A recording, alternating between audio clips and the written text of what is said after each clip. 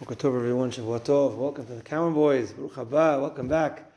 I miss your father. I thought maybe your father's going to walk in the door, but tell him, send him warm regards. Shabbat Hashem. And what a beautiful zimun of Kohanim this morning. Baruch Hashem. The Birkat Kohanim be upon us when everyone goes back home to their respective places. We should hopefully have some Kohanim. Baruch Hashem. Leviim. Keep it up. Chazak Baruch. And Kohanim as well. Chazak Baruch. So we're talking about marriage. And I mentioned a few days ago some differences in the Ketuba between Sephardim and Ashkenazim. There's actually two more that came to mind yesterday that I didn't mention. I want to mention this morning.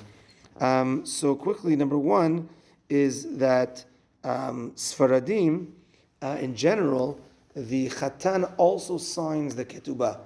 In the Ashkenazim, and I mean, in general, we have the Edim that sign. And I've seen different Ketubot where sometimes the Mesader Kiddushin, the one that officiated also signs, but that's not necessarily a minhag or not. But in general, you of course need the two edim that witness the whole thing. And in an Ashkenazi ketubah, that's where it ends. And most Sfaradim also have the chatan that also signs, and then the witnesses witness that, and then they sign theirs. And I've seen once that the Italian custom is that the chatan and the kala sign the ketubah, an interesting custom, and then the edim sign. So that's one other difference. And another one, which is a big one that I forgot, but it's a big one, and goes the following. So we know that our avot, Yaakov Avinu had 4 wives, and there was polygamous marriages, as we learn in the Gemara. But going back, Rabbeinu Gershom about 1,000 years ago made an edict that this was for the head of the Ashkenazim about 1,000 years ago, that there's no more polygamous marriages, and a person is only allowed to have one wife.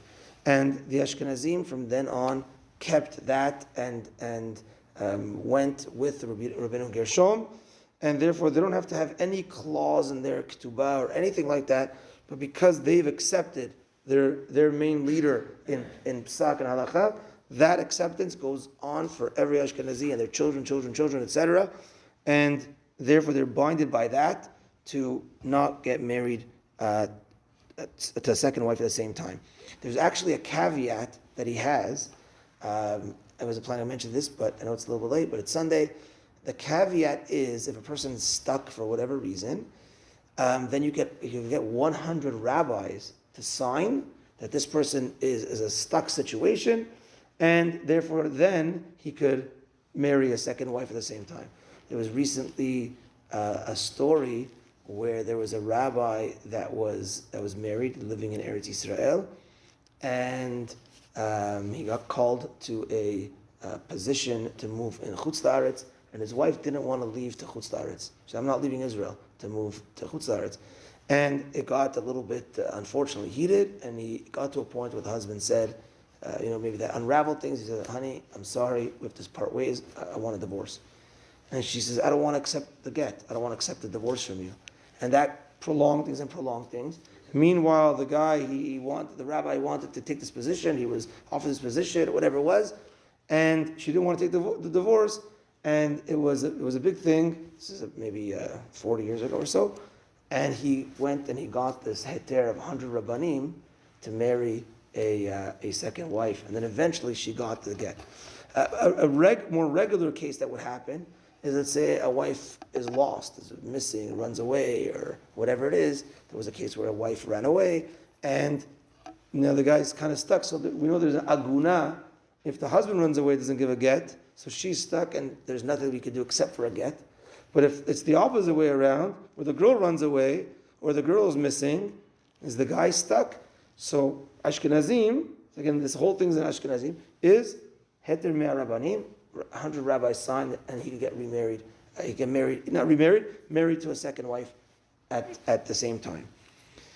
Sephardim. So Sephardim, there have been, even until recent times, Yemenites, for instance, I think some Moroccans even, and that they were polygamous. But about 500 years ago, at the time of the Shulchan Aruch, the Shulchan Aruch actually writes you shouldn't have more than 4 wives.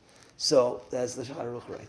But but the Sephardic Chachamim, the Chida, many already 400 or 500 years ago, even the time of the Bet Yosef, he talks about this, that he says that we should only have one wife, and they instituted to put in the Ketuba a shevuah, an oath that you're only going to marry one wife, and at the same time, you're only going to have one wife. And that oath is in our Ketuba till today. Again, those communities, be it Yemenites, etc., they obviously didn't have that in their Ketuba, but we have a shevuah, so that differs than an Ashkenaz Ketuba that doesn't have that shevuah. Today we have an oath that we take upon ourselves not to marry another woman while we're married, and the same attached to that oath is that we can't move cities without her consent. That's another part of that oath that's in the Ketuba that Ashkenazim don't have. Sometimes you might have Ashkenazi rabbis that officiate for Sephardim and say, "Oh, what's the shevuah?" And they, trying to, but it's a very established, old, important thing, and therefore it's in our Ketuba. But so now let's say a Sephardic situation where a wife runs off. This was when I was in Kolel, when I was about maybe 14 years ago or so. There was a story that I was a little bit connected to where the girl ran away. And I was aware of the story. And I said, so what happens? I mean, we know there's a guna for a woman. If the man runs away, or the man doesn't give a get. What happens if the girl runs away for a Sephardi? So we said for an Ashkenazi, the 100 Rabbanim. For a Sephardi, he has an oath that he made, a shevuah. So Rabbi Ovadia Yosef has a teshuvah on this. He writes that you shouldn't do this right away. He says, I think 6 months or 18 months, try to get her to find her in this. After that time, you could do like a hatarat nedarim on the shevuah that you wrote in your ketubah, and then he's able to marry another wife, if again the wife is gone somewhere. So that's just an interesting way of how to get out of that if need be. That's another, again, difference of the Sephardi and Ashkenazi ketubah. That's that for today.